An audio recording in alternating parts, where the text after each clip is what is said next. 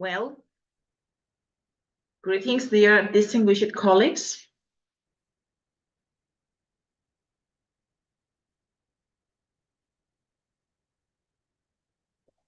Hello, hello. Good morning. Good morning. Good morning. Kalimera. Dilam Shwido Bisa, Bari Luis, Hola, Namaste, Assalamu Alaikum. I can say greet in each of languages because today we unite all of us around the globe, despite Good morning, Krishna. Good morning. We Hi. unite Yes. by Nice to see you all here. Bangladesh. Greetings. So let me start with my open ceremony, and we will move to the first panel session. Okay. Distinguished colleagues, esteemed guests, and dear friends, it is a great honor and deep responsibility that I welcome you all to this year IAMPE's conference dedicated to the theme Architecture of Peace in the New Global Era. So challenges and opportunities, 2025-2035. We meet at the time when the world is undergoing profound transformation.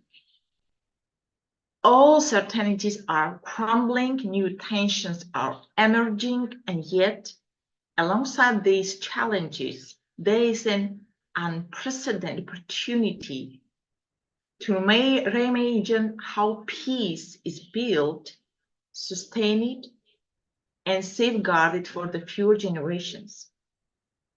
Architecture of peace is not simply a metaphor. Just like in architecture, peace requires vision, design, foundations strong enough to endure storms. It demands cooperation across cultures, disciplines, borders, everything. It calls for both wisdom rooted in traditions and the courage inspired by innovation. Our task today and throughout this conference is to explore how mediation, diplomacy, and dialogue can serve as a pillar of this architecture. How can we move from reactive crisis management to proactive peace design? How can we integrate diverse traditions from customary practices in local communities to cutting-edge technologies such as AI into a truly global framework of conflict resolution? This conference is more than an exchange of ideas. It's a workshop of hope. Each of you brings unique experience and insights, expertise. Together, we are not just discussing peace, we are building its architecture. We are brick by brick, though by though, and action by action. Because we can talk a lot, but our actions speak louder. So I want to share with you our vision of IAMPE, the challenges of decade 2025-2035. As we step into this new decade, IAMPE defines into the vision through the set of challenges for years 2025 and 2035. About that, we can speak at the end of our conference if we have some idea maybe to give us advice. So the first is to anchor mediation diplomacy. It's, our mission. It is as a recognized global practice bridging states and non-state actors, empowering local communities, and connect them to the international framework. The second is to cultivate the next generation of peace builders, peacemakers, ensuring that youth are not only participants in the conference daily lives, but also leaders in the shaping conflict resolution and diplomatic innovation. The third is integrate technologies responsibly in mediation, from artificial intelligence to digital platforms, ensuring that the human dignity and the cultural sensitivity remain in the core. To strengthen institutions' resilience, building mediation roadmaps for conflict hotspots, and designing adaptable framework that can prevent the crisis before they erupt. To wave peace in the education, which is crucial, establishing mediation as a discipline that belongs not only to the realm of laws and diplomacy, but also to the shared fabric of civil life. And I'm really proud to share with you all who is watching us on YouTube and attending in Zoom meeting conference today, our declaration, decades 2025-2035. From this platform, IAMPE declares of mediation diplomacy declaration. We commit ourselves to building an architecture of peace that will carry us to the 2035. And year by year, we show our actions and results. We will share with you what we achieved. In this spirit, IAMPE launches and sustain its flagship projects. The first is already known is Mediation Roadmap to Conflict Hotspots 2025-2030, offering proactive frameworks from prevention and resolution. Second, our certified accreditation protocol, ensuring the global standards of excellence and ethics. Yes, international competition in mediation diplomacy, IMDC. Next year, we are moving to Armenia. It's empowering future leaders to practice peace before they inherit these responsibilities. So another one is our accreditation course. Advancing research, training, and innovation is peacemaking. The global research initiative of the AI, artificial intelligence, and IDR, enduring the technologies which trends not replace human-centered mediation. They are not just projects, what I just mentioned. They are building blocks in the architecture of peace we are calling to raise together. The International Association of Mediators and Poly-Experts was founded on the belief that the dialogue is stronger than division. And the mediation is not just a tool, but a philosophy for living in a shared world. In this new global era, our responsibility is to ensure that the peace is not a fragile, but a resilient, not a temporary truth, but a sustainable structure. Let this declaration be our compass. How do you think? Let this conference, the cornerstone of our common endeavor. I thank you all for your presence, and I want to thank you for all of your presence today, your commitment and your vision. Together, I do believe we can design the peace of tomorrow today. Welcome, and let's begin. And the first, I want to greet the first panel is our distinguished distinguished guest speaker from USA.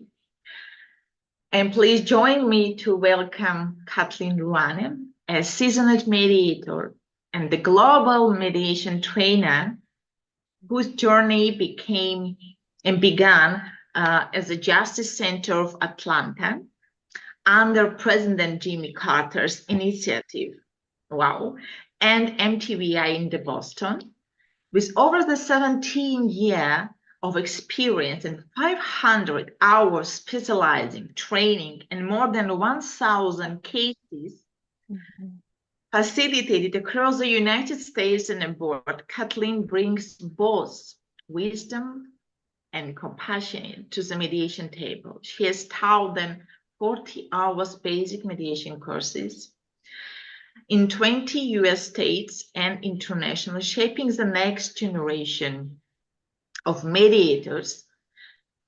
She knows for transforming conflict into dialogue and impasse into progress. So Kathleen embodies the true art of turning adversity to the opportunity. Dear Kathleen, we are really honored to greet you, and the stage is yours. If I missed something, my apologies. Oh, thank you for that lovely introduction. And I see friends as well with me here. And hello to everyone. And I'm so honored to be here to be speaking. And let me share my screen and let's jump into this topic and see it from my perspective. Get in here and share my screen. Let me see what we can do here. There we go. Let me start my slideshow. I was very impacted by the title, Peace in a Fragmented World. And I'm so very happy to be a part of the panel with 3 other people as well that were scheduled to be here. And when I looked at peace in a fragmented world, and we're looking at building these pillars, as you so eloquently mentioned, I thought we are the peace. The facilitated mediation table is the peace. And so I brought to this short speaking time that I have a document, and I will put this into the chat when I'm done speaking, about what we're really doing with the embrace that we have of people at our facilitative mediation table. We have an embrace at our table where we are the ones that pick up the pieces. We are the stability within the fragmented pieces of our world and people's lives. We are mediation and negotiation. We pick up these pieces and we help people glue their lives and issues back together. We are the ones that bring a structure to the table. We are the ones where people can sit at this table and be themselves. We already have a structure. In the United States, we've been mediating since the 1800s in Gloucester, Massachusetts, where 40 ships from the fishing industry shut down, were fighting, and had a mediation so the fishing industry could continue on our East Coast. We are that structure. We are that great hope. We already have a process that navigates the fragments of people's lives. So I was very impacted by this title because I know that we are the glue. So let's look at what we're doing with people's lives, with cultural issues, with countries' lives, with governments' lives, and what are we paying attention to as we bring our already invented structure, our already very practiced structure that has more flexibility than the law. As I like to say, we can settle below or above the law. What are we doing? Because in this world where everything is so fractured, what makes people whole again isn't just time.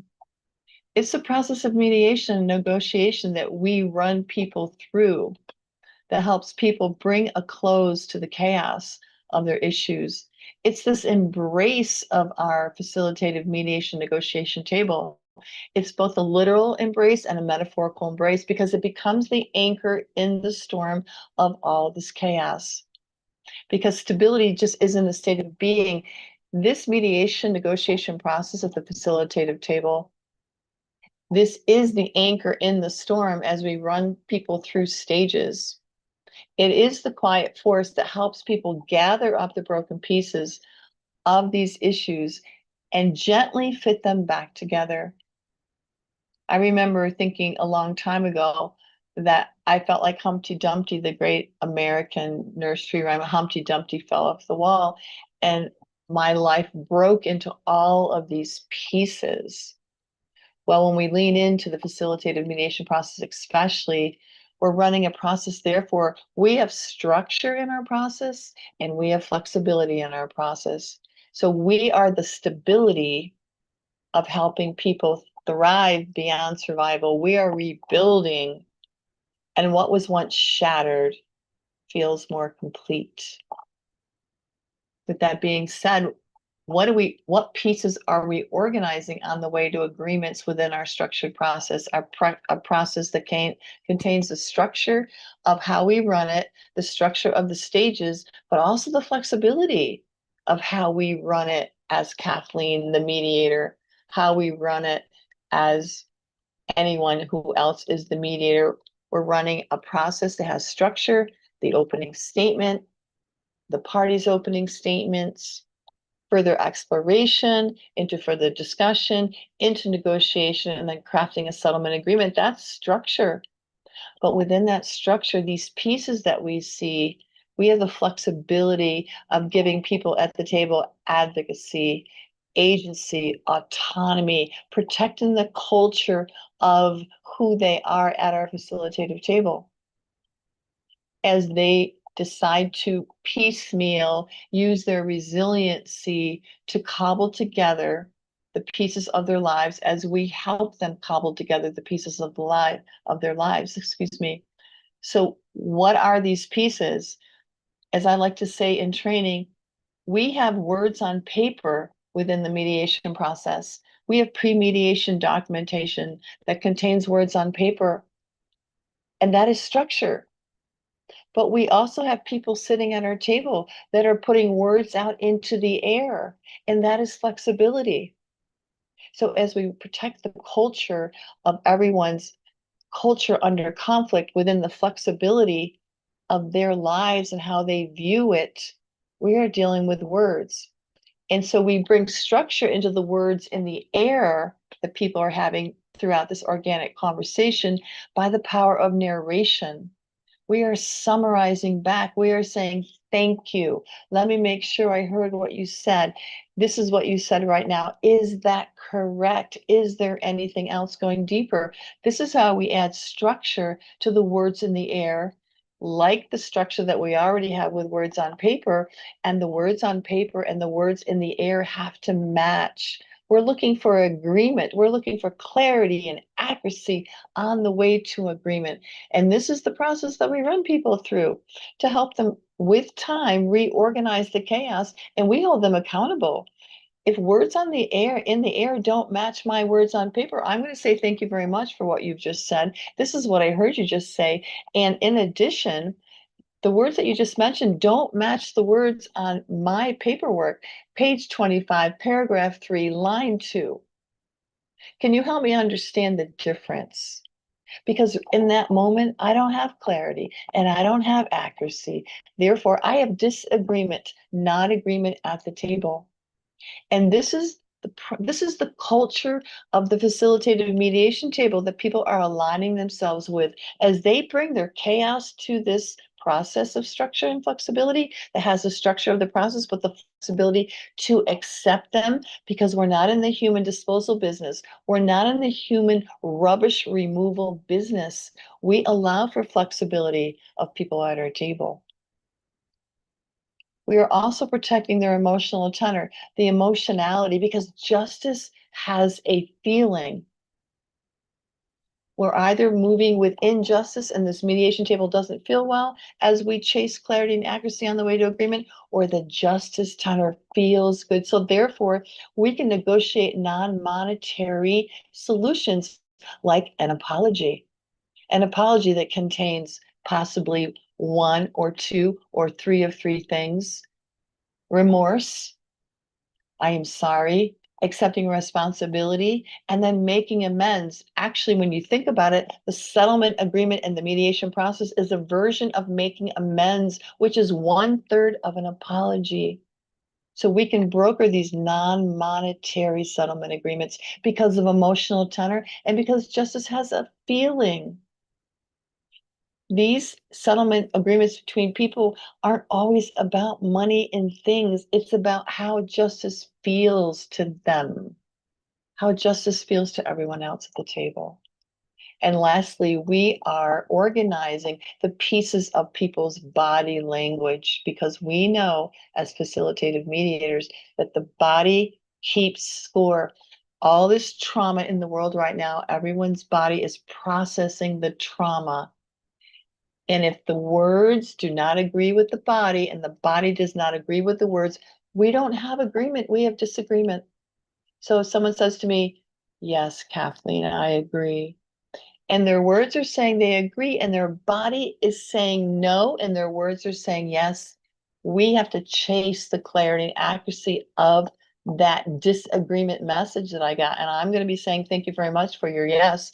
But as your mediator, what your body said, you lowered your head and lowered your voice. Your body's telling me no, and your words are telling me yes. On a scale of 1 to 10, what is this agreement like for you right now? This is how we cobble through, tiptoe through, steady as she goes through our process of mediation. We are the security that people need on the way to agreements that broker peace. It's our process that will retain the stability and cobble back together this fragmented world that we live in. Thank you so much. It's a great, Kathleen, thank you very much. I do have a question. As a moderator, at the end of the panel session, I will ask each of you the questions, because we do have any question, and I see in the YouTube as well. So I will just fold them, and at the end we'll have a nice discussion. Okay. So, and we smoothly want to move from USA to the Italy. Amazing. Yes. How we are united, because this panel station is exactly about that, the peace in fragmented world. So we are trying to puzzle it, as you say in your presentation, piece by piece, from USA, Italy, India, and Nigeria. So all our speakers in this panel session will share your piece of experience. So we are moving to Italy, and we want to greet Caterina Alexandra. And I will give the floor to exactly the moderator for Spanish speakers. So my dear colleague, Ambassador in Latin America, Araceli Perez, please, you can start to your open speech, and we are waiting your speaker. If you want, I can introduce Caterina Alexandra. So we moved smoothly from United States to Italy, and with a touch of Ecuadorian spirit along the way. What is beautiful combination, you don't think? So she is living currently in Italy, Alexandra, but she is origin from Ecuador. And I'm really delighted to introduce Caterina Alexandra, an international intercultural mediator who dedicates her work to defending human rights in Italy. She collaborates closely with the anti-violence centuries, especially in the support of women's and children's. So, dear Alexandra, please, if I missed something, or Araceli, if I missed something, then Katerina can start to share her presentation. Thank you. Thank you. Thank you. Thank you. Un moment, please.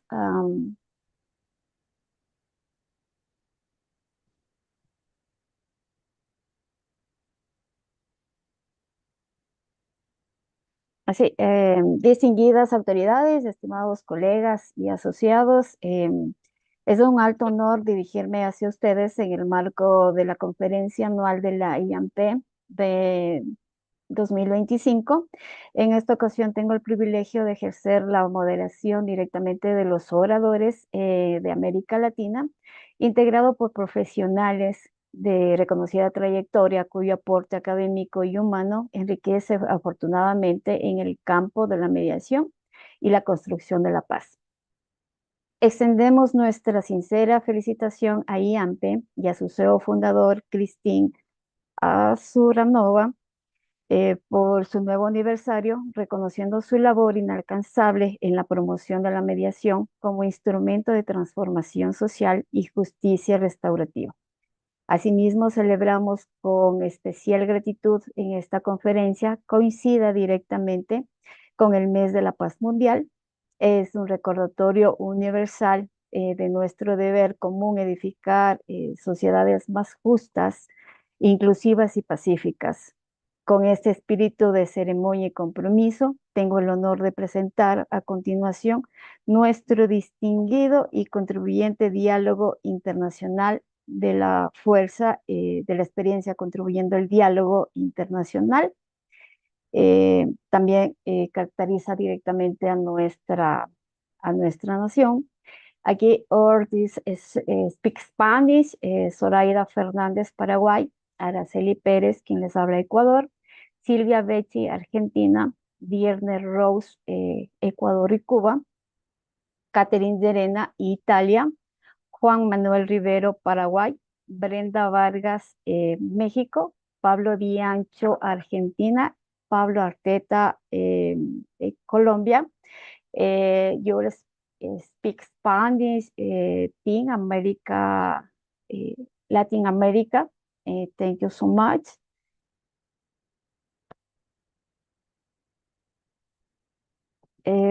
Catherine, me confirma, Katy, Katy, problem in the connection. Please, next. Se conectará más luego. Catherine no se encuentra en línea.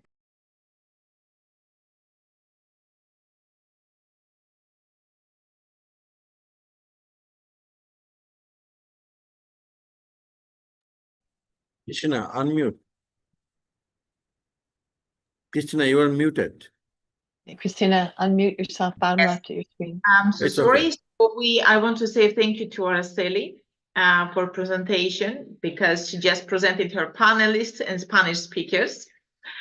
And we are moving from Italy. We're waiting Catherine to join us. So we are moving to India.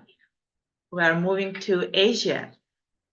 And now my journey will start with the India from the land of justice, the romantic, which will come back in Italy. We are moving to gracefully to the reaches of Asian culture, to India.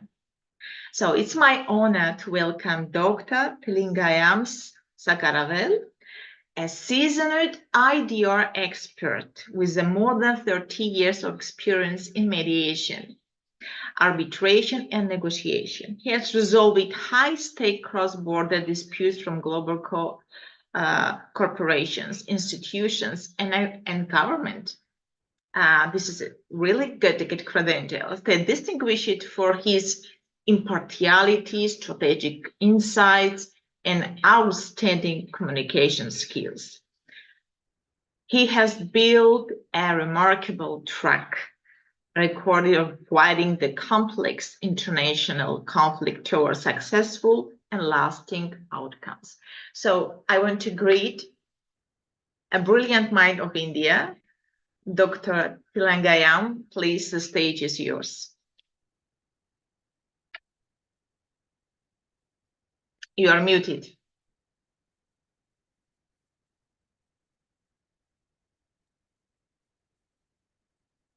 Namaste. Namaste, namaste. Ladies and gentlemen, esteemed guests and fellow participants, I am honored to kick off the virtual conference on the architecture of peace in the new global era. Today, we will explore the critical theme of peace, security, and humanitarian action in our increasingly fragmented world. The world we live in today is vastly different from the one we knew just a few decades ago. Globalization, technological advancements, and shifting power dynamics have brought about unprecedented interconnectedness. However, this interconnectedness has also been accompanied by rising nationalism, ideological divides, and conflict. In this context, achieving peace seems more challenging than ever. Fragmentation, whether driven by socio-economic disparities, cultural differences, or geopolitical tensions, threatens global stability. The consequences are dire, from displacement and refuge crisis to human rights abuses and the erosion of trust in institutions. So, how we are going to architect the peace in this new global era? Now, let us consider a few areas. Can you please support the slides, please? Yes. As I understood, we have to support. So let me share it direct. Now,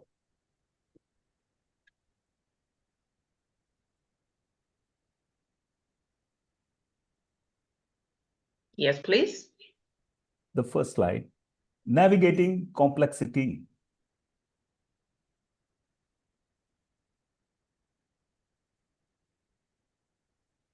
Building peace in a fragmented world. This is a big challenge. How we are going to do it, and how we are going to architect peace in this new global era as expected by all of us. Every nation has got its own issues. We have to ensure that this rising nationalism and ideological divides is something going to happen at a global level. We in India, we want to make it as one India for everything, one nation. That concept is well taken by our Prime Minister Modi ji. Wherever he goes, now our Prime Minister is an international figure. Every country knows about him. He is increasing the rapport with almost all the presidents and prime ministers of the whole of the world, just in order to develop the peace. And he is the one and only person who has visited almost more than 90 countries in the last 1 decade, developing the nation and trying to downsize the issues between various countries, including the recent tariff hike with the US president. He was able to pacify the situation through the adoption of peace and ideological talks. And this is supporting our country to be a good friend with the neighboring countries. So everywhere the conflict is getting increased, and the humanitarian crisis also increased. But we have to make a productive, innovative approach to make the peace building over a period of time. Next slide, please.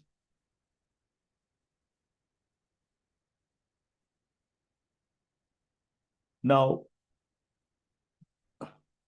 mediation and conflict resolution through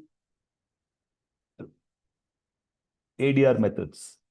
All of you must be knowing about the alternate dispute resolution methods, which is widely accepted in our country.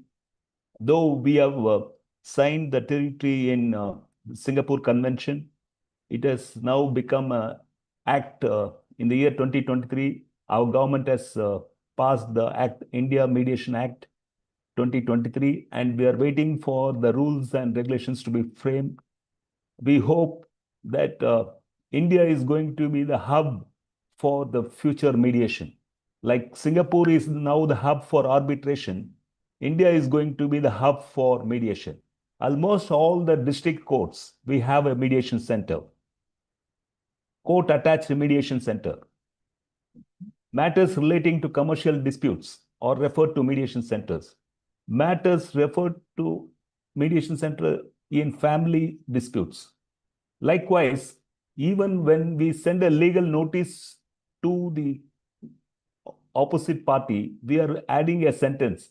You are invited for pre-litigation mediation.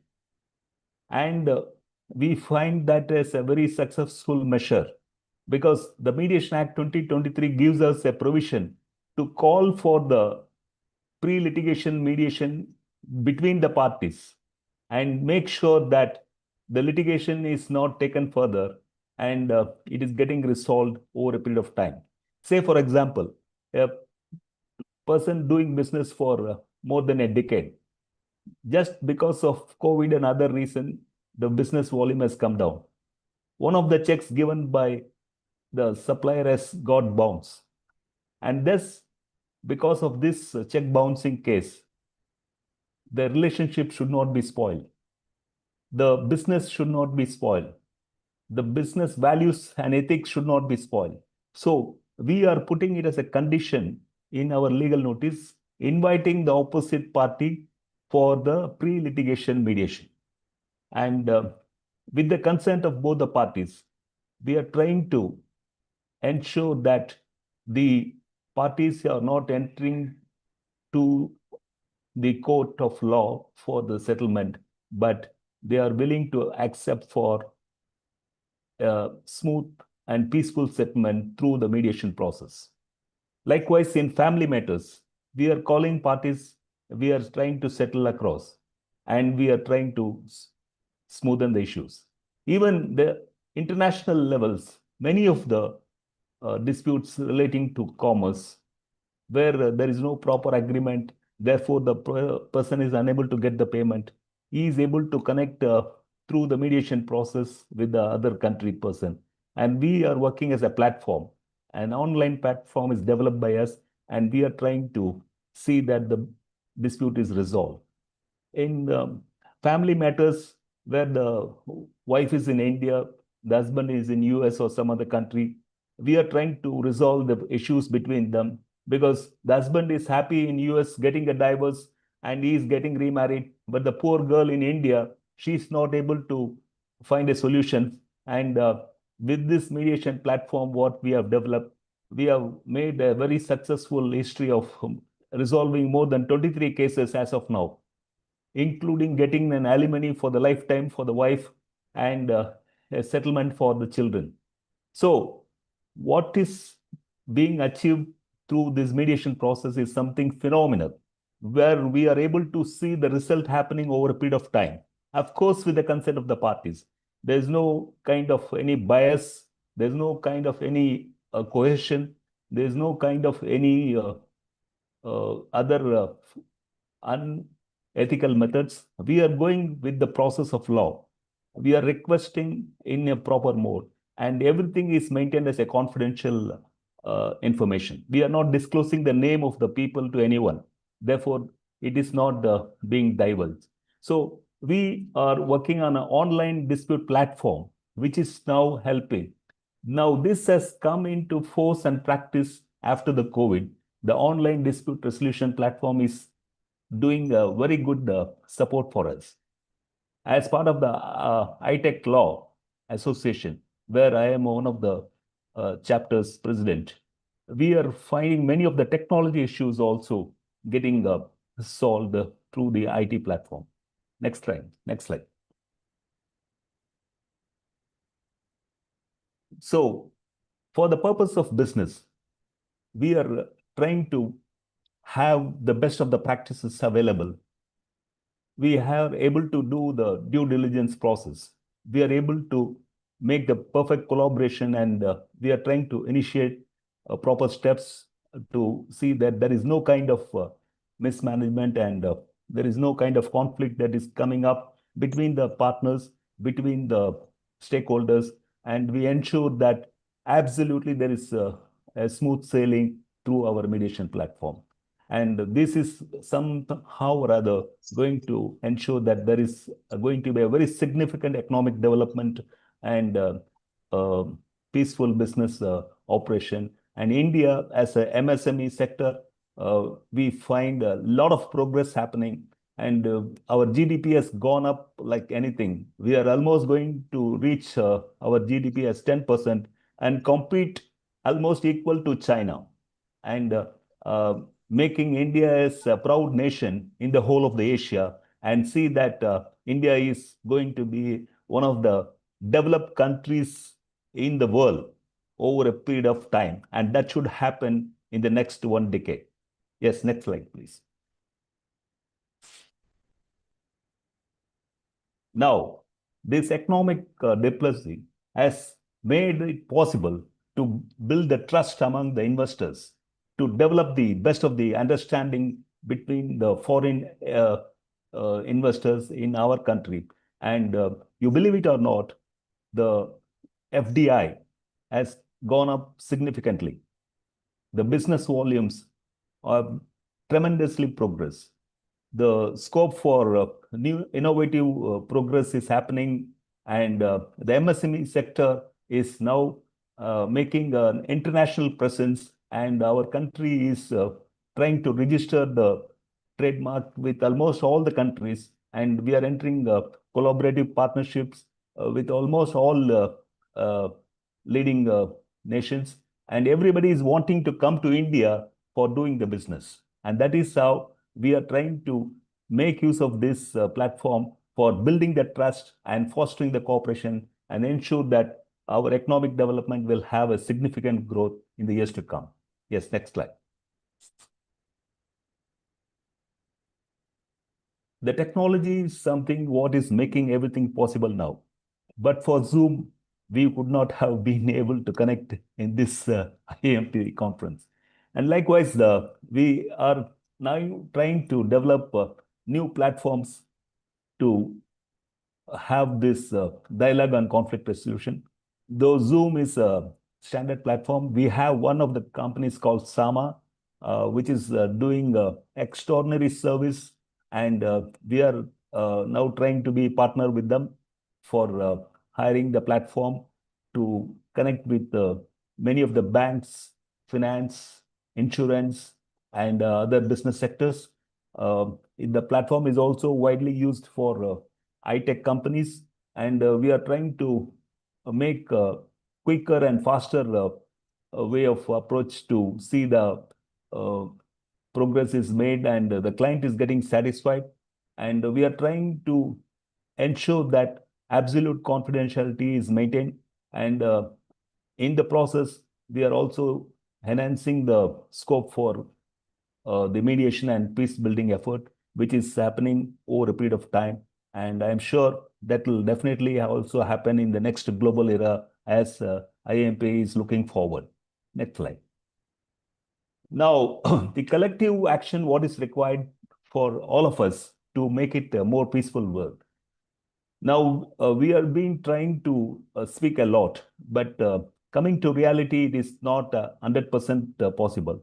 But we now as a team will have to encourage diverse perspectives and foster empathy, which will bridge the divisions.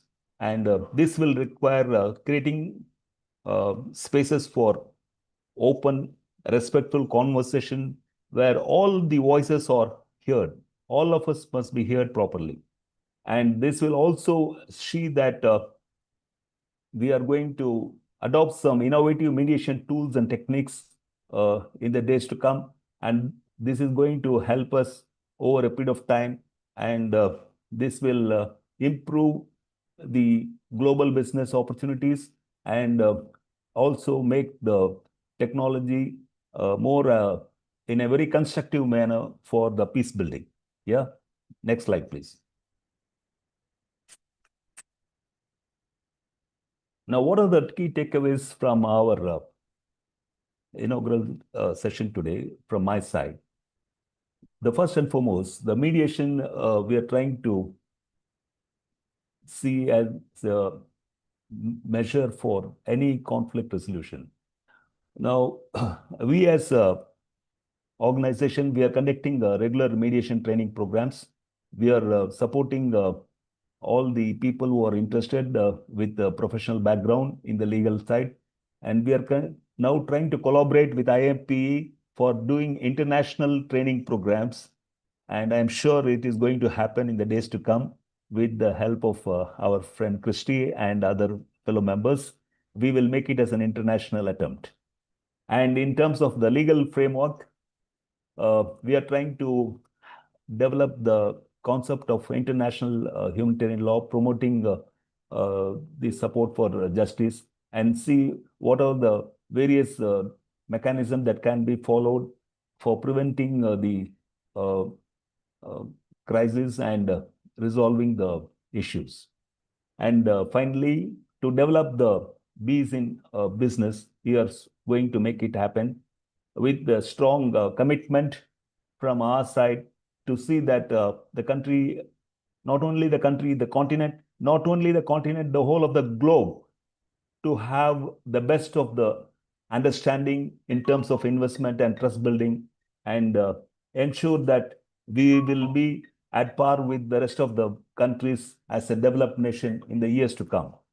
Now, technology for peace is what is required for us to happen over a period of time. And this kind of programs conducted by IAMPE will have more scope and understanding and ensure that we are going to maintain the peace in every walk of life, and the data protection and any other allied issues will also be made possible with a proper support and understanding. So with all this, in final, I want to mention that this global era demands a multifaceted approach.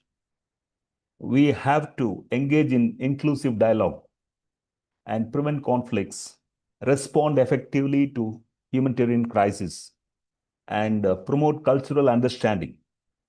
I am very fortunate to be associated with IAMPE, and working together and embracing our shared humanity, we can build a more peaceful and secure world.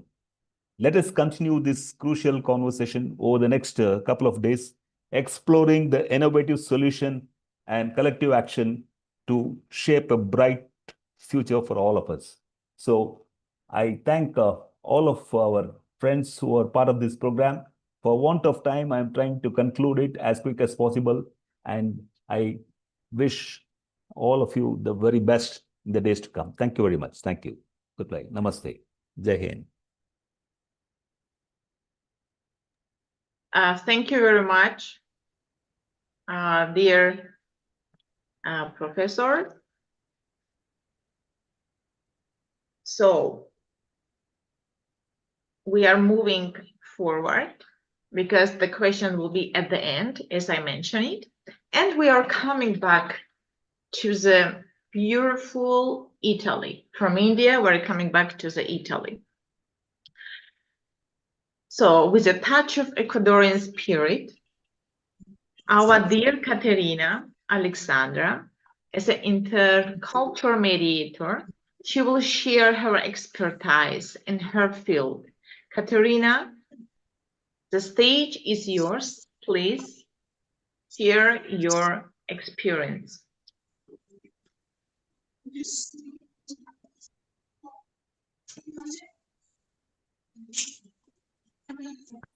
La doctora Caterina Llerena, nacionalidad ecuatoriana, residente en Italia, Es economista, magíster en negocios internacionales, gestión en comercio exterior, egresado de la maestría de planificación y evaluación y acreditación de la educación superior de la Universidad de Guayaquil, mediadora europea de la interculturalidad, también de la Universidad del Sagrado Corazón de Italia, mediadora de Naula Corp y ODR Ecuador, observadora de los derechos humanos contra la violencia de la mujer.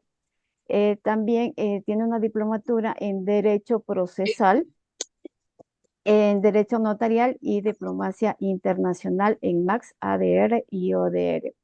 Catherine Serena tiene el uso de la palabra en este momento. Buenos días a todos. Es un placer para mí estar aquí y compartir con ustedes en esta conferencia internacional. Los saludo desde Milán, Italia, la capital de la paz. Y bueno, No se te ve, yo Katy. quería pues, compartirles. Katy, no se te ve. Estoy conectada. Sí, pero no se te ve ¿Me la... escuchan? Ok, ahí sí, ok. Sí, sí. Ok, bueno, quería desearles pues los mejores de los éxitos en esta conferencia. Me siento muy honrada de poder participar gracias a la invitación de nuestro Instituto de Abogados de Chipre, que tuve la oportunidad también de la señora presidenta de conocerla a inicios de este año, en enero, y gracias a la invitación de mi colega mediadora Araceli, ¿no? Yo quisiera compartirles pues lo que estamos viviendo aquí en Italia. Justamente el día de que se hizo una marcha por la paz, lamentablemente pues hubieron disturbios, desmanes, hubieron personas que estaban protestando pacíficamente por la situación que viven nuestros hermanos en Gaza, por la guerra que se vive allá y todo el genocidio que se está viviendo. Justamente pues hubieron desmanes y confrontamientos con la policía. Está muy dividida la situación política en Italia y estamos pasando por situaciones bastante conflictivas, ¿no? Y peligrosas, y eso está pues también poniendo muy tensa la situación de todos los que vivimos en Italia, la división política que se encuentra aquí en Italia respecto a la problemática de la guerra que viven en los países, sobre todo en la situación de Gaza, ¿no? Llegando niños justamente de Gaza aquí a Italia, en Roma, sobre todo en la capital, y están requiriendo justamente mediadores interculturales, sobre todo en la lengua árabe, ¿no? Entonces, todas esas situaciones que estamos viviendo aquí, nosotros estamos en días intensos, también el clima que está muy difícil, y eso está haciendo que la situación aquí en Italia se está viviendo de mucha tensión. En estos días estamos políticamente esperando resoluciones y propuestas de la Presidente de Italia para poder ver cómo mejoramos. Nosotros como mediadores interculturales estamos aportando con la Asociación de los Derechos Humanos para poder capacitar desde las bases, que son los niños, que son los jóvenes, distribuyendo folletos y tratando de hacer una concientización a la población civil y a las personas desde la base de los niños, jóvenes y adultos, para poder ayudar también a esa concientización de todo lo que significa por la Jornada de la Paz. Hicimos también un voluntariado con los hermanos del África, de Cabo Verde, que sufrieron inundaciones y están pasando por situaciones muy difíciles. Entonces estamos de voluntariado, estamos ayudando, colaborando, mediando y haciendo la colaboración en todos los medios que podamos para poder aportar. Decimos Ecuador, Latinoamérica está presente, no solamente con los latinoamericanos, sino donde se nos necesita. Ahora son nuestros hermanos de Cabo Verde, que es una isla de África, y hemos nosotros presentado nuestra disponibilidad para seguir apoyando a esta causa noble, que ahora nos necesitan nuestros hermanos de Cabo Verde. Les agradezco mucho. Seguimos orando por la paz, seguimos unidos por esta paz y seguimos apoyando. Y como mediadores seguimos contribuyendo, seguimos observando porque los derechos humanos no se violenten y por los derechos de la mujer adelante. Bendiciones.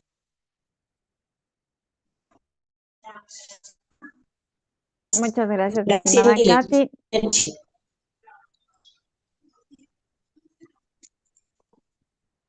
Continúe. So thank you very much, Catherine.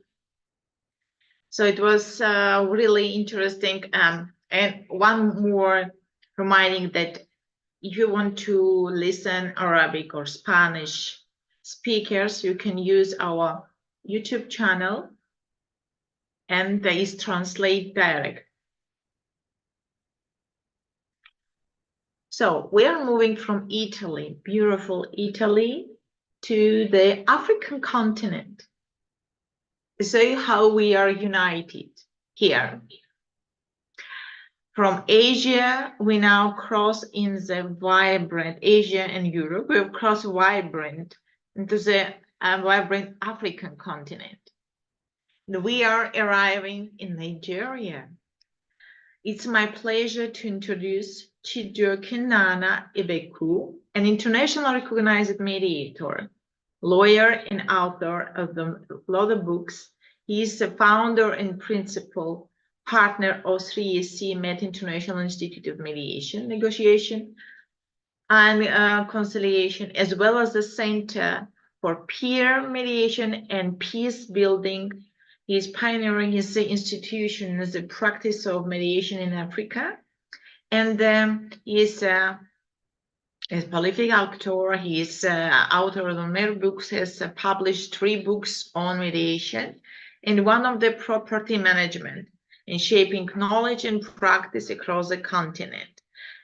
Beyond that, the Chijioke is doing a lot of great job in his country. He helps the peers to come to the peace and learn what is a mediation constant. So I want to greet Chijioke. Please, stage is yours.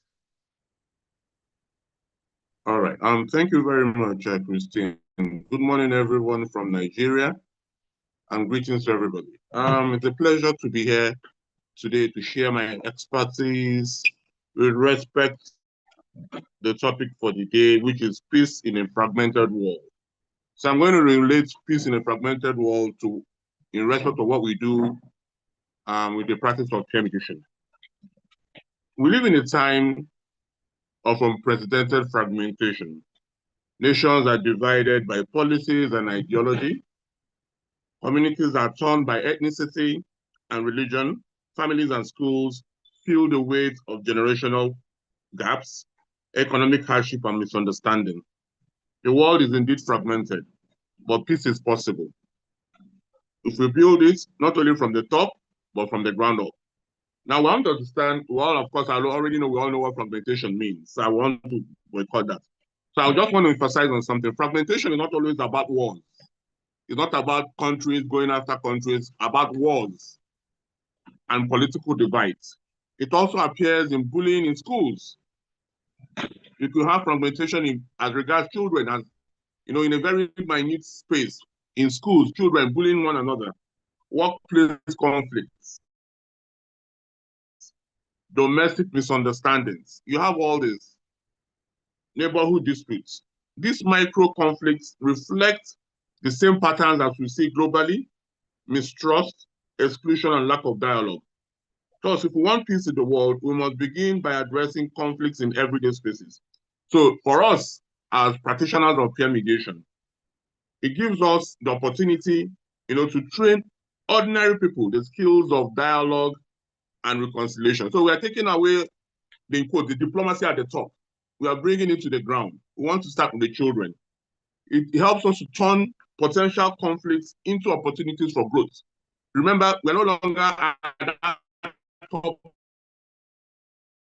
echelon at the UN, at the EU, about political divide. It can happen in your home, it happens in schools. So we're trying to get the children to appreciate living with one another. And this also helps them to nurture responsibility and accountability at an early age. If we begin to have children buy into what it takes not to have a fragmented world, and we all know as mediators, we can never live in a very peaceful world. There must be fragmentations. What we're trying to get these children to appreciate is how to manage it at this very young stage, and how to prevent it from, getting out of hand. As all mediators know, we can never stop with conflict, but we can at least reduce it to the barest minimum. And we want these children to begin to appreciate that. So for us as mediators, with our practice, we're looking from the ground up. We're not looking from the top to down. We're looking from the children, building from the ground, and now going up, ascending and not descending, more like. So for us, if young people learn to resolve disputes peacefully in school, they grow into adults who resist violence, division, and hatred. This is how peer mediation addresses fragmentation from its roots. I like to emphasize if young people learn to resolve disputes peacefully in schools, they grow into adults who resist violence, division, and hatred. This is how peer mediation addresses fragmentation from its roots. So we're not waiting for it to get to the top. We are trying to nip it at the bud. We don't want to be fragmented, coming late to fragmentation. So we want to nip it at the bud. And that's what we are very particular about, holding these children at a very early age, when they can buy into a lot of things, when they are able to buy into a lot of things. Now, what we also do, we want to heal divides. We all know that fragmentation comes with division. So via our program at peer mediation, it helps us to reduce bullying, violence, and exclusion in schools and communities, and also give children that voice, that needed voice. Because if they don't have that needed voice, if people cannot be heard, there will surely be fragmentation. If people do not have a sense of belonging, there will surely be fragmentation. So if the children begin to buy from it at this very early age, that whatever they say, they have a voice, you can, to a very great extent, know that, yes, the world will be less fragmented. We're also teaching them skills for life.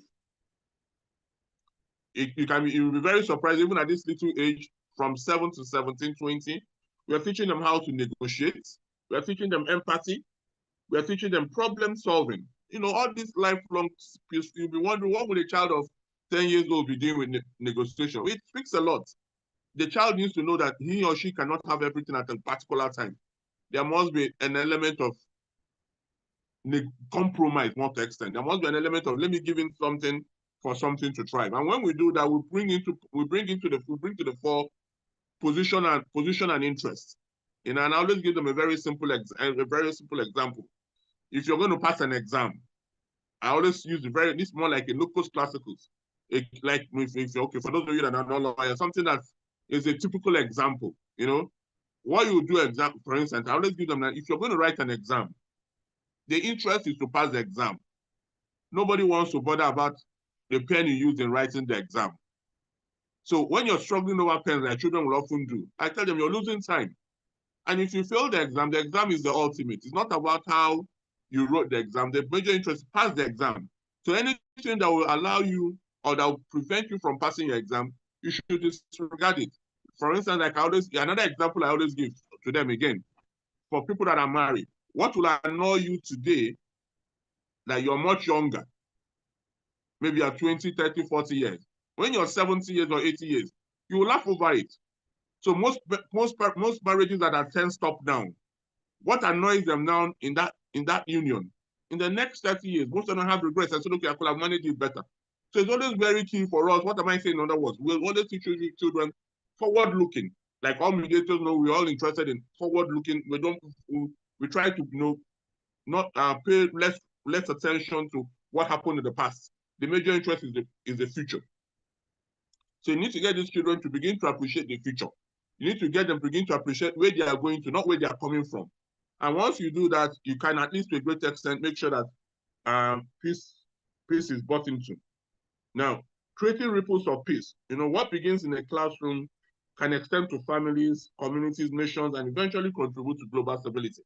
For some of these children, like I say, fragmentation is not always about the two countries, about families. So when these children come to touch with us, they learn a lot. They say, okay, Daddy, do you know what I did today? I learned this. And like I always say, all of us as human beings have one moment to tell ourselves the truth. So if a little child about 10 years or 11 years tells you, Mommy, I think you shouldn't have reacted in this way. For us as Africans, it's a challenge at times. But when you reflect on it, maybe when you sleep over it and you wake up the next morning, it dawns on you that, oh, what this child said could make sense. You begin to reflect. And as you begin to reflect, you try and see how you can be a better human being or how you could have done it better. So for us, our initiative at Trees is we've developed a structured program designed to train students and young people in conflict resolution, all built towards reducing fragmentation in the world. Providing mediation outreach that gives, even for the women, we've involved them in our program for the women, because we know that, like I said, the less attention we pay to fragmentation across the divide or between countries, the better for us as human beings, and better for us as in the world today. If we all pay attention to, from our homes to the schools, and not just pay attention at the center, at the country level, they will be doing very well. Because what has been happening, why we have a lot of fragmentation in the world, that people, they just leave it at the top and forget that, yes, you have the top, but you also have to pay attention at below. Because if you don't do something daily, if you don't discuss issues and resolve them daily, you're still going to have a gap. So when you have matters like you have in UN, the EU, the African Union, the ECOWAS, when you go to discuss matters there, and it's just, okay, you're all coming for a 3-day conference, and they do all that conference, if they don't pay attention to seeing how countries can buy into it, domesticate it, and run it daily in their countries, remember, I'm using the word daily, not annually or not biannually whenever they come for their meetings. How to run it daily, you will always have a gap. So fragmentation has to do with daily practice. If we practice it daily, we are sure to a great extent of having at least a relatively peaceful world. And how do we do this practice daily? For us as peer mediator practitioners, we believe that children are the ones that run, because in a home, they run this course daily. So if you can get children to begin to practice it daily, when they get to these positions, at the EU, at the AU, at the ECOWAS, you're sure to a great extent that at least you have people who will know how to appreciate that fragmentation is not necessarily good for us as human beings. So our impact so far, we've reduced violence in schools where mediation was introduced. We've empowered young people, giving them a voice. Every human being wants to have a sense of belonging. So anybody you give a voice to, if you give the poor man on the streets a voice, you give that woman, as we are doing across the globe, a voice, you've empowered people. If you make somebody that's never before or prior to wherever you meet him or her, make he or she feel important, you've made your society a better place. You've reduced fragmentation. Now, okay, if peace can be built in class, what we already done, we're already trying to do that in classrooms. Okay, so for us, basically, I don't know how many more minutes I have. For us, basically, our call to action is that policymakers should invest in peer mediation programs as part of education and civic training. For communities, we encourage them to invite mediation as a culture. Invite mediation as a culture. Like the club will say, a man I deeply respect. Mediation is a way of life. Once you can begin to buy into mediation as a way of life, what we do, you wake up in the morning, you wash your face, like in Nigeria now, it's very early in the morning, I've washed my face, I've brushed my teeth. You take mediation as a way that you have to wash your face, you have to brush your teeth, you have to dress properly. You now begin to make the world a better place. You begin to work on fragmentation. You begin to address the issues of fragmentation. Once mediation becomes a way of life, the culture. Now, for us, again, that is our call of action. International actors will recognize that peace building must be top down and bottom up. Top down and bottom up. We come in, the diplomats coming from top down. We in our little space coming from up, from bottom to up with the children. The diplomats come from top down at the AU meeting, at the EU, at the UN. In our humble space, we come from bottom up with the children. And this is what should actually work. And this is what I want to advise that the conference, IAMPE, organized by Christine, I think this should be a catching point in all I have said. In all I have said, let this world be marked. The UN people come from, they do theirs from top to down. The diplomats, they do from top. We, in our humble space, come from bottom to up, with the children, with the women, with the traditional rulers. So once you can buy into this, this will actually be very, very cardinal and very, very pertinent for us in with respect to what we're talking about about the conference today. So thank you so much. I don't know how much time I have, but I'd like to round up here. And I thank you so much for the privilege. I thank my friend Araceli for giving me the opportunity. I'm sure she's the one that told you to get me. And thank you, Christine. Thank you very much. Thank you, everyone. I look forward to a working contribution. Thank you very much. Thank you so much. Thank you. Thank you, Chijioke. And I will just, I would say just we are so running. I wanted to give more space to each of you to speak around this panel, but however, we have a lot of questions. So we have a space and we have a time to discuss. And once again, I want to greet our speakers in the first panel session. Dear Kathleen, Catherine, Dr. Tilangayam, and Chijoke. Very cool. These 4 panelists will answer one by one the questions, which I now have it because my assistant sent it to me already. So I will just start from Kathleen. It's okay. I do believe there. Tell me, please, what time is it now in USA? It's 12:30 in the morning, Texas time. Oh, goodness. Just you. And I want to ask you questions, and please, you can feel free to leave and have your to just joyful night. And in the morning when you wake up, or next day tomorrow, because we will start later, you can join us on the second day. Thank you so the much. first question, and I will let you go. So the first question is to you. How can the global legal framework be adapted to address conflicts that emerge from their fragmented governance and overlapping jurisdiction? Let's say, for example, as asks the student, for example, in USA. Well, I actually, speaking of the United States within itself, our mediation agreements cross over borders. As a mediator, I can mediate in several states in my private practice. So it has fluidity. I do like to take the 40-hour basic training in a state where I might be mediating, but I don't need to. It has fluidity. In the United States, as we practice mediation, we can enter into a mediation center similar to what India is doing, and we can volunteer our time.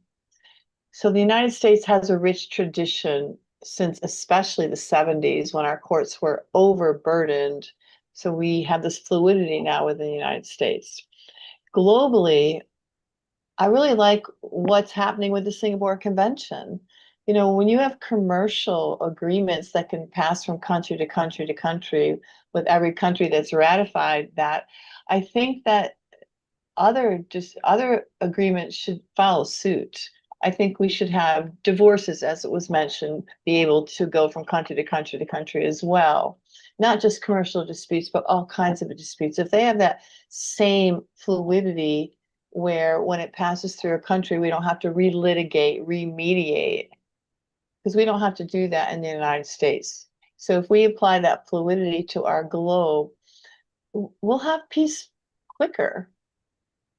We don't have to relitigate our peace every time, you know, an agreement passes over into another jurisdiction, into another country. So I like to see a lot of all disputes be able to have that power and privilege. That's going to take some time. But I think with our love of mediation, our love of once we give the full power and autonomy to that mediation settlement agreement. Autonomy is not just for people. Autonomy is for the settlement agreement as well. And we respect that autonomy of that agreement. I think that'll help mediation become global. And in addition to that, one more point I would make is I really think that our diplomats need mediation training, because they're at a very high level. It's what Choki just said, at the top. Yeah, we're working grassroots from the bottom up, which is wonderful. But I think we need mediation training amongst our diplomats. And I think that's probably an untapped source. But we all know that mediation training, the skill set of being a mediator, I like to say, it cuts through conflict like hot knife through butter. So those are the 3 points that I have to make before I go to sleep. Yes, thank you very much. So I wanted to ask in morning, but if you are just want to leave this, so it's my question. Last one. So in your view, it's your point of view. So how international law really can be flexible enough to respond to the modern hybrid conflict, because we're facing now not just direct, simple, without implementing something new. I'm talking about the digital conflict tools. How do you think they can it can be flexible, this international law, to afford and help to prevent these conflicts in new digital law, the new digital era? Well, the digital era, as was mentioned again by our great friend from India, Zoom is allowing a lot of fluidity. And when you can gather together at a virtual platform, you know, Chichoki's in Nigeria. We gather together when we work with Chayoki, and he is boots on the ground, but we're all there with him virtually. So obviously, you know, this digital age is really going to be very helpful. I love to use AI in my writing. So there's AI helping me express my thoughts from different points of view. So I think this digital impact will make us more efficient, more available to each other. It fits in better with our personal timelines. We don't have to get up, take a bus, take a car, take a train to go somewhere. If we have this availability to sit like we all are right now, and I am sitting in my office in West Texas and talking in faraway land, which is very enjoyable. So I think that's how that's going to all work. And we just need to get more developed with what we've already started since COVID. This is when this actually started, COVID. Open this up. One of the silver linings of COVID is this digital age that we have here with mediation. You nail it. I think one benefits from these digital tools is that we can see each other and united by these kind of platforms. Mm-hmm. So I'm really my kisses and the good mornings from the beautiful Paphos, Cyprus, from our office here. So I want to wish you good night, Kathleen. Thank you so much, everyone. Your panel fellows, they have a lot of questions, but I will ask them now. So this is so provoking question from my side. So you are free and enjoy Thank your. you, my friend. Thank you so much. This is a wonderful idea. Enjoy, everyone. Talk to you soon. Bye-bye. Bye. So we are moving to other panelist speakers. So I have the questions, the first from the student, and after from me, student and the speakers, other speakers. So you have to feel free to ask each other. And I do believe that when you heard the speeches of each other, you have raised some questions for sure. So because it's obviously. So I will move to the Dr. Pelin Nagayam. So how you spoke a lot, and I know you are arbitrator as well. So you are practicing mediation, but from my perspective, because I'm a psychologist profiler, I can read through you that you are a clean arbitrator. And don't tell me that no. So because I'm reading, so there from where is rising the question, how do you think you represent one of the Asian culture, Indian, and for you mediation is coming not now. Mediation is rooted in the culture of the Indians. You have this trial judge between you, and especially in the families, that you are coming from I could not even say thousands and years ago. And how do you think, what is the risk? What does the risk of the culture or identity fragmentation in the escalation conflict, let's say in India now, and how can mediation be approach address them? You are muted.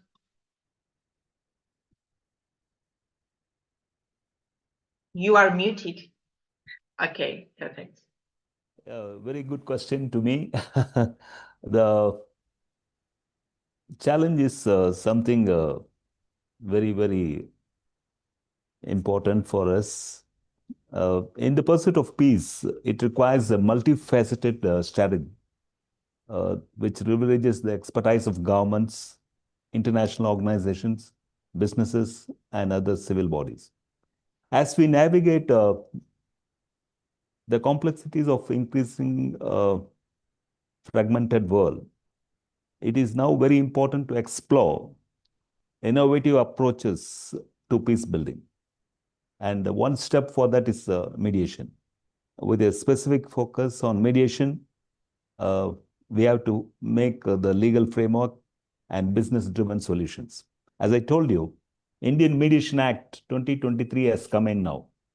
And we are looking for some effective mediation and conflict resolution mechanisms, which are going to be very crucial in preventing the disputes from escalating into full-blown crisis. And we, by working together and harnessing our collective expertise, I think we can build a more peaceful, stable, and prosperous world. Yeah. So. Okay. I understood what you are telling him. And now I just catch just by puzzling from your words, because it's into, I'm now mediating, you see? As far that I understood, for you, organization binding is too important. So what the place of education as a tool and the role of education in the culture dialogue in preventing long-term fragmentation? Yes, I am in the role of now visiting many of the schools and colleges, universities, making the awareness program on mediation. It is something very, very important. Those days we used to have moral science classes, but now that is totally abolished. In moral science classes, we used to tell moral stories to children, make them understand the importance of maintaining peace, harmony, and good relationship. Now, the education curriculum, we are trying to revamp, and the moral science is again coming back to our system.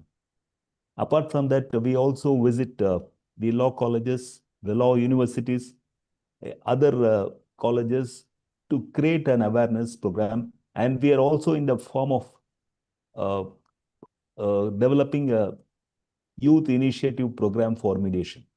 As you're doing your IMD, we are also trying to generate that youth mediation program in India. No sooner we will try to make it for Asia as well as for the global level with your support. And I am sure this will be one. This will be one of the best opportunities for us to collaborate further and make the world know that mediation is the ultimate one and only step for resolving any conflict. Yeah.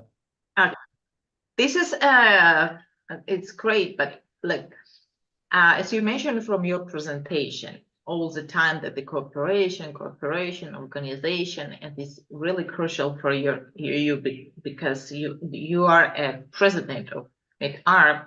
And how do you think in the era where there are shifting alliances, because it is how I call alliances of the organization. So how can your regional organization of India can balance the sovereignty of with the needs for collective peace frameworks? See, right from the days of our traditional history, the Ramayana, Mahabharata, and many other epics, many of the situations we were trying to showcase that peace can be accomplished through mediation. Whether it is family, whether it is school, college, or whether it is an organization or any body for that matter, mediation, we can arrive at a solution. And it is the power of the mediator who is going to play the role for a successful solution. And we are conducting the mediation awareness program, mediation training program, and we are also in the form of conducting online mediation platform training program according to the requirement of the client, according to the interest of the particular party who is wanting to support the particular issue. So the awareness is now being made known to everyone. Slowly, we are trying to impart training for those of them. We are trying to add values with our support and our guidance. We make ourselves as a committed professional for the people who want to hire our services and ensure that the perfect delivery system is being made. And we try to develop everything over a period of time. The Indian Mediation Act 2023 is now our Bible. We are following the rules and regulations framed by that Indian Mediation Act. As I told you in the beginning, we in India, we are going to be the hub for mediation. Like now Singapore is the hub for arbitration. India will be the hub for mediation in the days to come. And that will happen in the next 10 years. I'm very strong and committed towards that. And we are working towards that. Yeah. Amen. I do believe it will be. This will come true.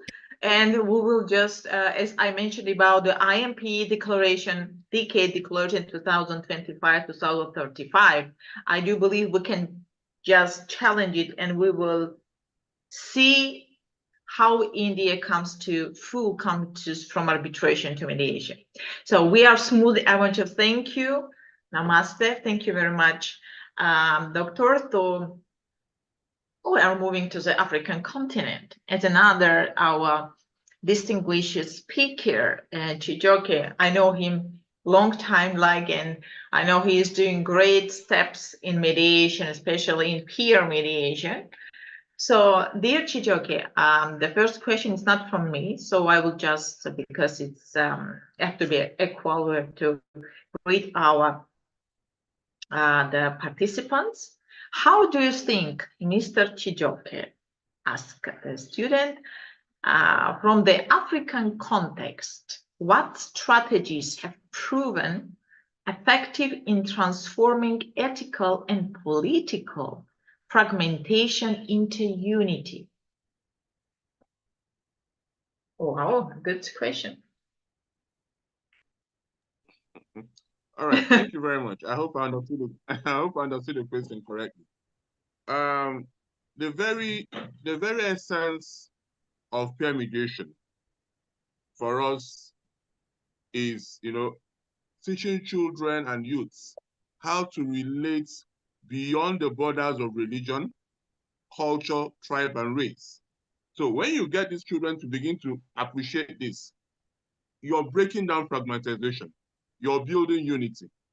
Because if a child, for instance, I'm from Nigeria, where you have 3 tribes, major tribes. If a child begins to appreciate, and different religions, if a child begins via our program on peer mediation, that the next human being to me, the next person sitting to me is not less of a human being. You've gotten that child to know that that person is a human being, whether he's Muslim or Christian or Hindu, whatever faith that person practices, that he's a human being, first of all. You've broken down fragmentization. You've broken down the divides. You're now, in other words, building unity amongst them. You're not giving them a common front. Everybody wants, like I said, everybody wants to have a sense of belonging. And once you have everybody come together, make everybody's voice to be heard, allow everybody's voice to be heard, you've broken down fragmentization. In other words, invariably you build unity. I hope I answered it correctly.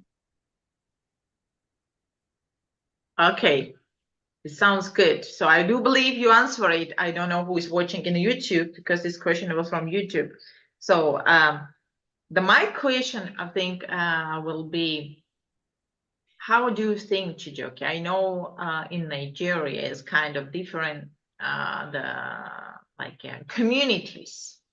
You have different communities, not only religion communities, but different communities where they training or they are living with their own kind of rituals and their traditions. And it's more than, if you just correct me, it's more than 50. It's more than 50 different communities. And it's important to know what the grassroots and initiative of the local these institutions like you have can prevent and help these communities inside to come to the peace. Because if you know that these rituals, especially the religion rituals, bring to the death even young generation, because you are working with a peers, right? So they have different rituals which come with confrontate with the realities and international laws.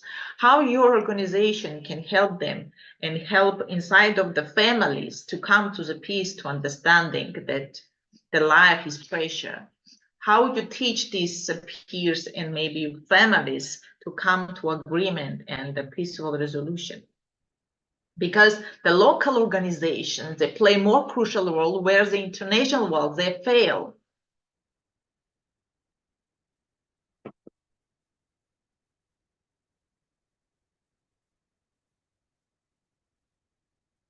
All right. Like I was saying, and I told you to mark, I wanted you to that was the cardinal thing I was saying.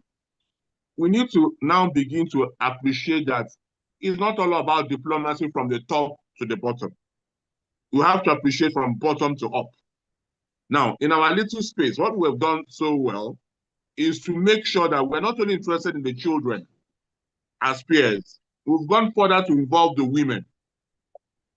We've intentionally done that to involve the women in our programs. We've gone further again to start thinking of how to involve the traditional institutions. And you know, as Africans, we've always had mediation with us all this while. What we are just basically doing now is contemporary practices of mediation. As Africans, we've always done mediation. Our forefathers, our ancestors had practiced mediation. The only thing we're doing now is to make it contemporary. So we've intentionally done all these programs. So when you do from the bottom to the up, what you're doing intentionally is trying to make sure that there is no gap. You're trying to make everybody come to appreciate the essence of at least relatively living peacefully with one another. And that is why I stress to you that we are very key, we are very pertinent, we are very, very particular about building from the bottom to the top. When you build from the bottom to the top, you involve the very family, the very foundation of all of us as human beings, the family. You will go extend further to the schools. You now go extend, you know, all of us are living in communities. If you're in a school, you're in a community. If you're in a church, you're in a community. If you're in a mosque, you're in a community. If you're in the office, you're in the community. So we've done that at 3Cs by intentionally involving the children, involving the women, and also training people who want to associate with us. We certify at 3Cs, we certify people who are desirous of being mediators. So we've intentionally done in a way that, excuse me, we've intentionally in a way trying to make sure that we've catered for everybody within the sphere of our human existence. We've intentionally gone for the children, we've intentionally gone for the women, and we've gone for the men, because most men are traditional holders in Nigeria. And for our program we do every week, we try to train them on all the phases of mediation, right from family. There's no facet of mediation we don't expose people who come across to us. Family, inheritance, divorce, sports, health. We cover all these facets. Policy matters mediation. We're intentionally doing this because we don't know when we're going to get to the UN. But from the bottom, we can intentionally make sure that people that come across us have this knowledge. And once we do that, I believe we've contributed very greatly to making sure that fragmentization is reduced. Thank you very much. Thank you, dear Chijoki. I know you have a lot of to declare, and I don't know what you will add now. Let's say if somebody will give you permission and you will have a power as a diplomat in Nigeria. because this conference have a different format. We are not following because restriction, because we have to do. We have a freedom to speak. How do you think now? You're a diplomat in Nigeria. What do you think? What you will firstly will change or implement in your state? I want Okay, to let's pretend that let's pretend I'm sleeping and you're just waking me up. The funny thing about us as a country and as a nation and as a continent is that people do not like issues being addressed. People dance around a lot of issues. People have lofty ideas, but they cannot implement. I'm running a very unique program. A few months ago, won an international competition, and you wouldn't believe me, till date, nobody has called to say, "Oh, did you do this? Oh, this was wonderful. How do we collaborate to take it to the next level?" That is how bad it is. So when you're calling me a diplomat, I'm laughing. But I just want to pretend that that's why I said I'm in a dream and you're waking me up. So what I want us to do basically is that for us, I keep saying the word, we keep trudging on, despite the apparent odds, we keep trudging on. The earlier our leaders realize that, even across the world, I'm happy that I'm repeating it, I want it to sound like a broken record, that for us to have anything that will be sustainable, that will be worthwhile and sustainable, it is not going to be from the top to the bottom. It's going to be from the bottom to the top. From that man in the community, that farmer in the community, that woman that has no job to do, but at least she has something, she can think. She has eyes, she has hands to work.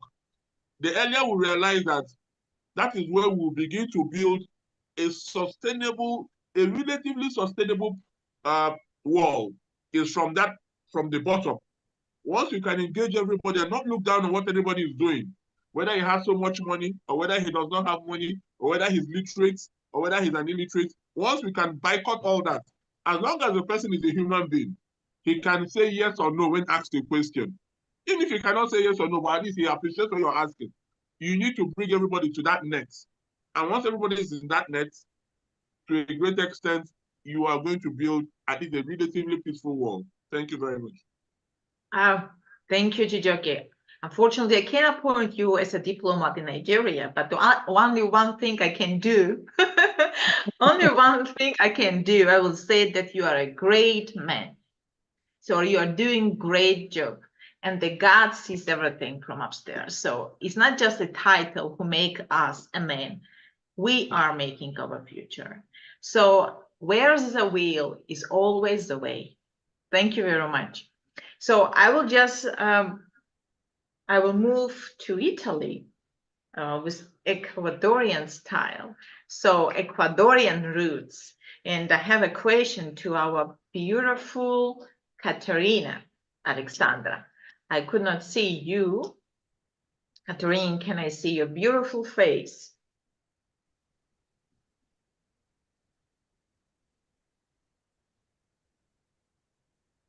Okay.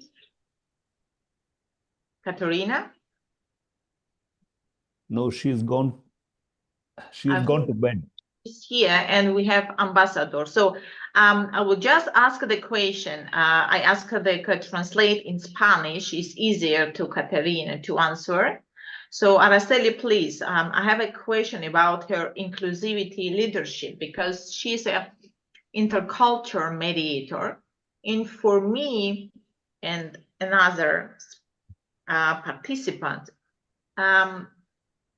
we want to know how she, with Ecuadorian rooted, because she have a different style, different patient. She's working in Italy with constantly different culture,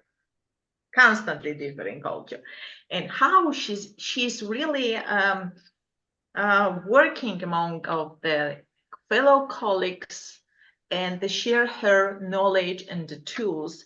And it's actually how in the inclusive leadership play a role in uniting the fragmented society in Italy? Bueno, el liderazgo inclusivo incluso fomenta la confianza y da la voz a los grupos marginados. También podríamos decir que promueve el tema de las decisiones colectivas, creando puentes donde la diplomacia tradicional no logra generar un punto de consenso directamente. Okay. So this question was not from me, from the participant. I think I just asked another last my question. So the Italy and Ecuador, I will always just make a bridge. We can make a bridge, but actually we are one. Doesn't matter where we're moving, we can bring to the table our culture, but we have the same feelings. So what kind of lessons you, Catherine, you learn from Italy and bring to the table from Ecuador? What can be drawn from smaller state or neutral actors in fostering global peace initiatives? Bueno, se logra directamente brindándoles un espacio realmente para que ellos puedan tomar unas decisiones, el acceso directamente a recursos y el formando el tema de liderazgo y reconociendo su rol como constructores de paz. No solamente dentro como figuras simbólicas, sino directamente formar un grupo para que éste pueda desarrollarse de alguna manera dentro de la zona que nosotros estamos trabajando. Gracias. Araceli, you're just how was it came? You are the guard of the Spanish speaker panelist. So I want to say thank you very much. It's an ambassador. And the last question for all of you, I don't know who left, who know, but Chijoke and Hilangayam and Catherine, if she is listening, I have the last question. It's not like a question, I was just ask advice from you. In this fragmented world, what kind of advice you will give new generation from your panelists, fellows? If each of you we can give something small feedback to all of us and the participant to listen. Peace forever. Peace forever. It's like okay, so peace forever. It's good. So we are just like here. You know what I see? We're just like here, like a small United Nation. Each of us represent a different culture, different nationality, religion, the countries. We bring double country because we can leave one country but represent another country. We can double share different countries' cultures, nationalities, cultures. As I'm holding even 3 nationalities in. So we just share what we have. But you know what unites us? That we are a human being and we have the same feelings. And what we exactly want is one word, peace. And after we can have a business, we have this and that. It's just natural to having, not because to spend them, but to help as a leaders. Chijoke, please, what can advise? What is your will?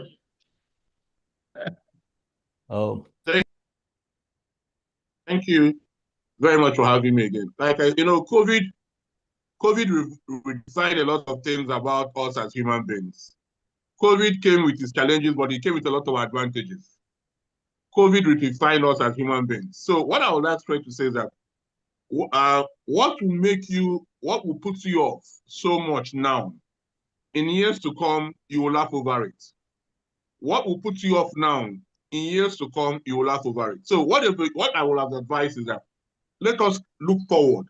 Forget the past. Pay attention to the forward one, because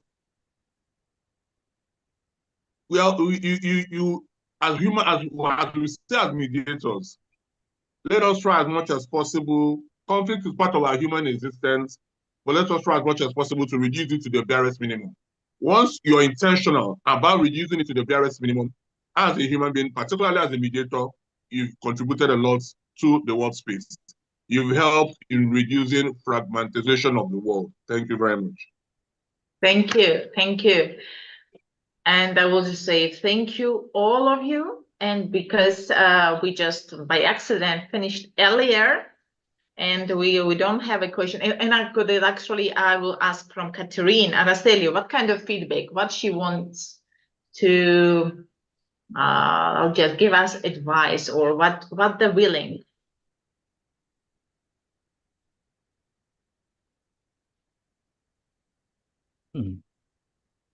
Can I take a lead? You are muted. Yeah. I'm sorry. I'm sorry. I see. Claude is sleeping. Bueno, podríamos decir que directamente el tema de las lesiones, las lecciones de los estados directos de los pequeños actores que son neutrales han demostrado que la neutralidad en la mediación es imparcial, con un tercero asistido, y también la construcción de la confianza, que puede tener un gran impacto, incluso dentro de los recursos limitados, para facilitar el diálogo y generar una legitimidad.